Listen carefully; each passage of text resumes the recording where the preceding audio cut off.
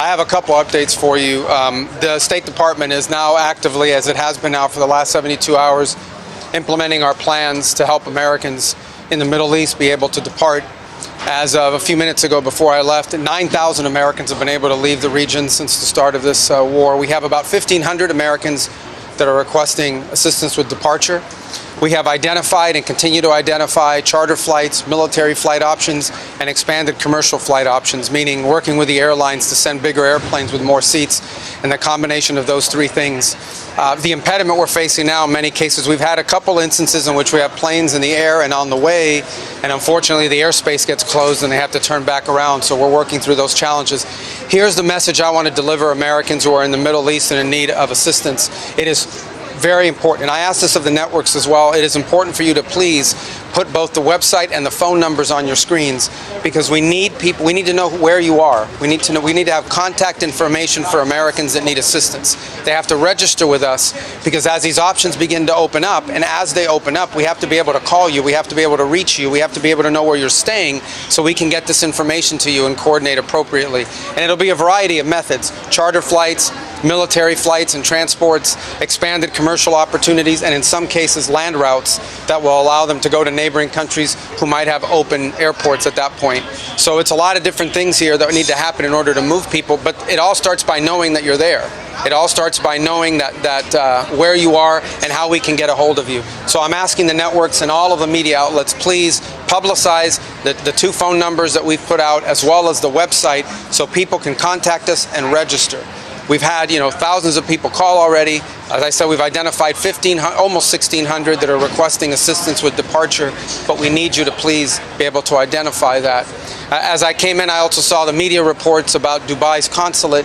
The last update I had with seconds before getting before these cameras was that a drone unfortunately struck a parking lot adjacent to the Chancellery building and then set off a fire in that place. All personnel are accounted for. As you're aware, we began drawing down personnel from our diplomatic facilities in advance of this. In the cases, for example, of Beirut, we basically drew down to bare bones, as well as in Baghdad and in Erbil and in a couple other posts as well. So we've been very fortunate, obviously, but our embassies and our diplomatic facilities are under direct attack from a terroristic regime.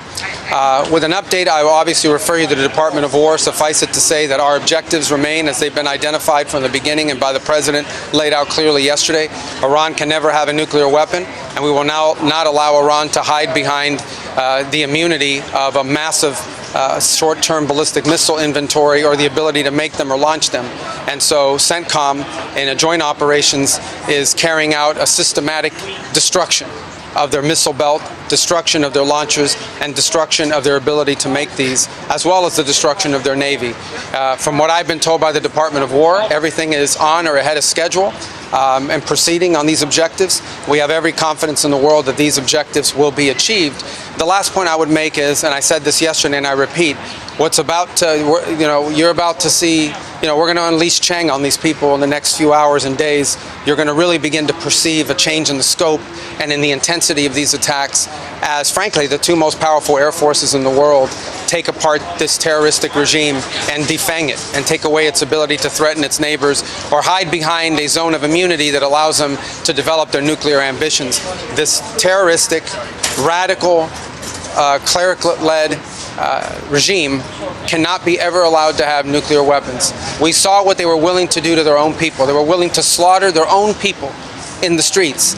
Imagine what they would do to us. Imagine what they would do to others.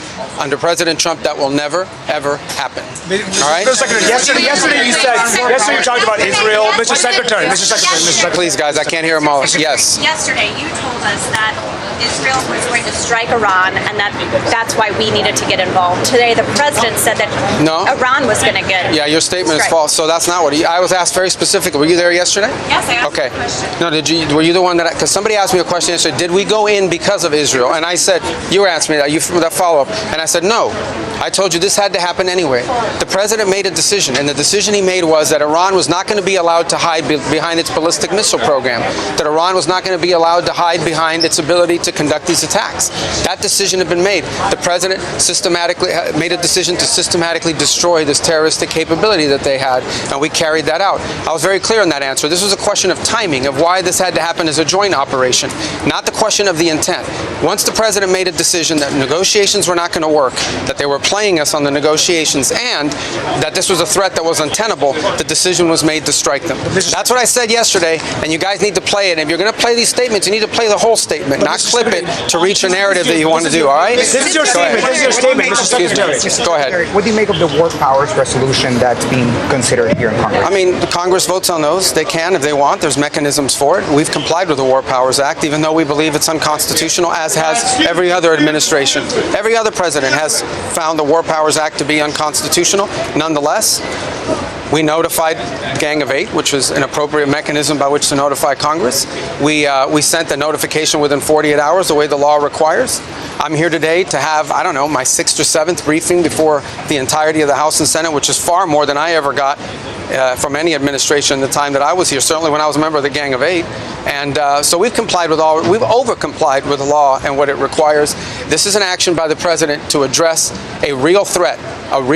This is hostilities designed to eliminate a threat to the safety and the security of the United States and to our allies. Mr. Secretary, can I Was there a plan in place to evacuate Americans before the attack took place? Well, that's the plan we're trying to carry out. The problem is, or the challenge we are facing, is airspace closures. If a country closes their airport, for example, in some cases the airports have been hit. So the airport in Kuwait was hit. So if an airport's been attacked or the airspace is closed, then we can have the planes lined up to go, but we can't get them to land because we don't have the permissions to land there. So that's the challenge. But rest assured, we are confident that we are going to be able to assist every American. As I told you right now, we have about a little over 1,500, maybe closer to 1,600 Americans requesting assistance, and we know that we're going to be able to help them. It's going to take a little time because we don't control the airspace closures. That said, there may be more people out there that need help. We need to know who you are. So please, I'm asking the media, publicize the phone numbers and the website, because we need people to call in so we have their name, we have their contact information, we have their location and their request. So as these opportunities begin to open up, we can act very quickly to reach them and get them out of harm's way. Mr. Secretary, I want to just clarify what you said. I want to clarify what you said, because you said... There's nothing to clarify. But you said I would...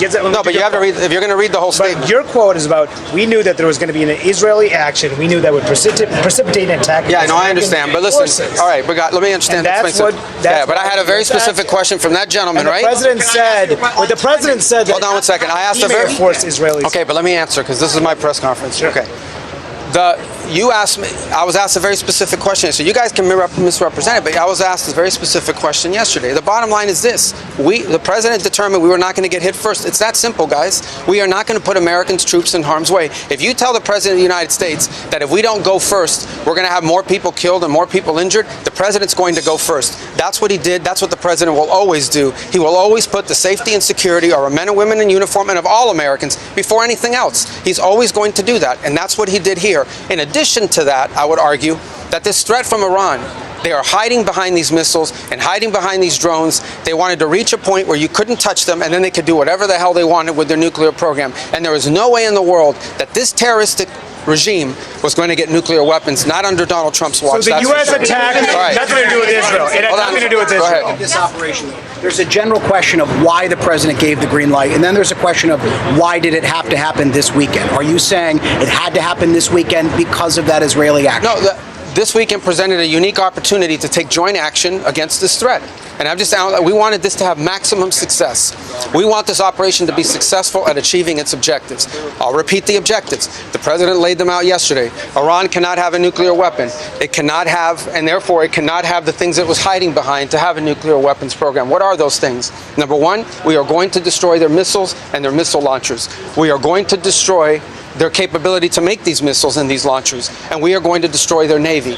Those are the objectives, and this weekend, acting at this time, gave us the highest probability of success in achieving those objectives, and as the Department of War will brief you, We are on or ahead of schedule to do that. The U.S. attack would have happened no matter what. Would the U.S. attack have happened no matter what Israel is planning to do? The House said Israel was going to act with or without the president US. had already made a decision to act on the timing. The president acted on the timing that gave us the highest chance of success. And that's what you're seeing play out right now.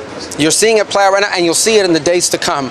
We will systematically take apart their missile program. We will destroy their ability to sponsor terrorism, by the way. We will destroy their factories. We will destroy their Navy. Those objectives are going to be met. We're well on our way to meeting them. It will not be easy. There will be a price to pay for it, but that is a much lower price to pay than having a nuclear-armed Iran. I got to go brief these guys. Hold on. Yes. Yes, ma'am. Secretary, how heavily is the administration leaning into the 2001 AUMF for justification of these strikes? What now? How heavily is the administration? Well, that's not our notification to Congress. Our notification, listen, let me explain to you guys this in simple English. Okay? Iran is run by lunatics, religious fanatic lunatics. They have an ambition to have nuclear weapons. They intend to develop those nuclear weapons behind a program of missiles and drones and terrorism that the world will not be able to touch them for fear of those things. And this is the weakest they've ever been. Now is the time to go after them. The president made the decision to go after them, take away their missiles, take away their Navy, take away their drones, take away their ability to make those things so that they can never have a nuclear weapon. That's why the president made this decision. It was the right decision. And the world will be a safer place when these radical clerics no longer have access to these weapons. You see how they're using them now. Imagine how they would use them a year from now if they had more of these. All right, I got time for one more. Yeah, go ahead. What was the threat? What exactly was the threat? Several Democrats criticized what you said and argued Yeah, of that course they criticize. The question is, several Democrats criticize. They're going to always criticize. We've been doing this for years, guys. They come out. I'll tell you right now, they're going to come out after the briefing and say, we didn't hear anything. We have more questions than answers. You mark my words. But we still do these briefings. Go ahead. Mr. Secretary, their criticism was on the timeline. They said that Israel is dictating the timeline for the United States. No, and as you know, several people on the right have also agreed with that. How would you respond to that? The United States made a decision. Under the President of the United States made a decision. This is intolerable.